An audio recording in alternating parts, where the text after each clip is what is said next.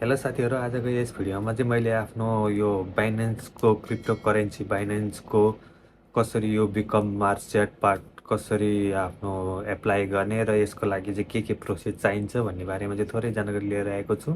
यदि तपाईँ पनि यस भिडियोलाई जान्न चाहनुहुन्छ भने चाहिँ यस भिडियोलाई अन्तिमसम्म हेर्नु होला र यदि तपाईँ यो युट्युब च्यानलमा नयाँ हुनुहुन्छ भने प्लिज सब्सक्राइब गरिदिनु होला र युट्युब च्यानल बटन सब्सक्राइब तल आइरहेको छ।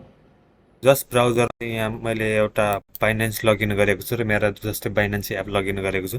यसमा चाहिँ हामीले बाइनेन्स एप लगइन गरिसकेपछि चाहिँ हामीले यहाँ धेरै अप्सनहरू देख्न सकिन्छ, जसमा यहाँ डिपोजिट देखेको छ, ट्रेड, अनि यहाँ आफ्नो प्रोफाइल एकाउन्टहरू सबै देखाएको छ र यहाँ कसरी हामीले अब बाइनेन्सको P2P को एप्लाई बिकम पार्टनर कसरी एप्लाई गर्ने भन्ने बारेमा चाहिँ जस्तै छ। त्यसको लागि चाहिँ सबैभन्दा पहिला चाहिँ हामी यसमा जानुपर्ने हुन्छ। जस्तै यहाँ आफूले बाइनेन्स एकाउन्ट लगइन गरिसकेपछि जस्तै यहाँ जानु होला र ट्रेड, जस्तै यो ट्रेडमा क्लिक गर्नु होला। ट्रेडमा क्लिक गरिसकेपछि यहाँ अर्को देखाएको छ P2P भनेर। जस्तो हामी यो P2Pकोमा चाहिँ हामीले यसमा चाहिँ USD बाई सेल गर्न सकिन्छ, जसको लागि चाहिँ हामीले यहाँ P2Pमा क्लिक गर्नु होला। P2Pमा क्लिक गरिसकेपछि यहाँ तल देखाएको छ by and sale crypto currency भनेर पुरै देखाएको छ, ब्याङ्क ट्रान्सफर। यसरी हामीले P2Pमा क्लिक गरिसकेपछि यहाँ थोरै अप्सन खुल्छ र अप्सन खुलिसकेपछि चाहिँ हामीले यहाँ जस्तै यहाँ देखाएको छ यहाँ लिमिटेड, अनलिमिटेड र यस्तै बाई सेल सबै हामीले यहाँबाट गर्न सकिन्छ। अब हामी चाहिँ यहाँ जस्तै हामीले मार्चेटको बिकम पार्टनर एप्लाई गर्नको लागि चाहिँ जस्तै यहाँ P2P युजर सेन्टर भनेको छ, जस्ट यसलाई क्लिक गरिदिनु होला र यसलाई क्लिक गरिसकेपछि हामीले आफ्नो यहाँ प्रोफाइल देख्न सक्नुहुनेछ। जस्तै मेरो चाहिँ बाइनेन्सको यो प्रोफाइल रहेको छ र यहाँ देखाएको छ बिकम मार्चेट भनेर।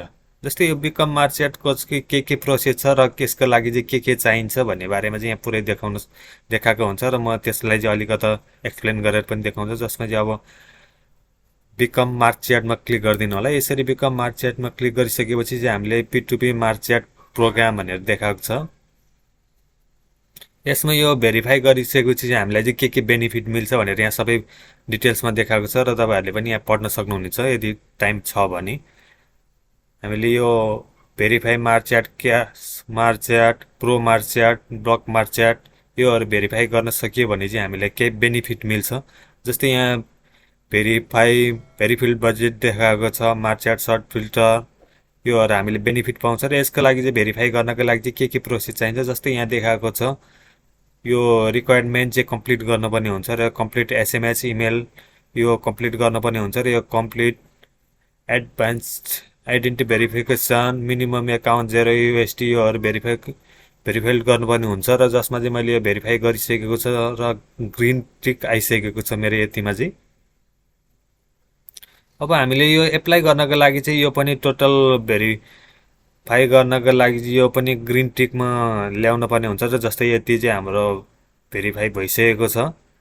अब यति चाहिँ हाम्रो जस्तै यहाँ रेड कलरको ट्रिक आएको छ र जस्तै मेरो यो एउटा चाहिँ कम्प्लिट भएको छ र यसमा चाहिँ ग्रिन आएको छ, अरू चाहिँ सबै रेड छ।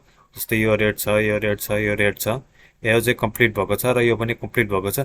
यति कम्प्लिट भइसकेपछि चाहिँ यसमा चाहिँ जसमा सबैमा ग्रिन आइसकेपछि चाहिँ यहाँ एउटा एप्लाईको अप्सन देखेको छ, जस्तै यो एप्लाईको अप्सन खुल्नेछ।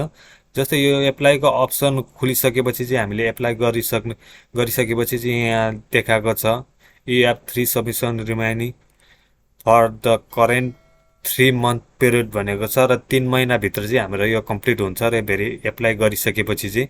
जस्तै यो एप्लाई गर्नको लागि चाहिँ यति प्रोसेस कम्प्लिट गर्नुपर्ने हुन्छ र तपाईँहरूलाई पनि यस भिडियो कस्तो लाग्यो, यदि राम्रो लागेमा लाइक, कमेन्ट, सेयर, सब्सक्राइब गरिदिनु होला।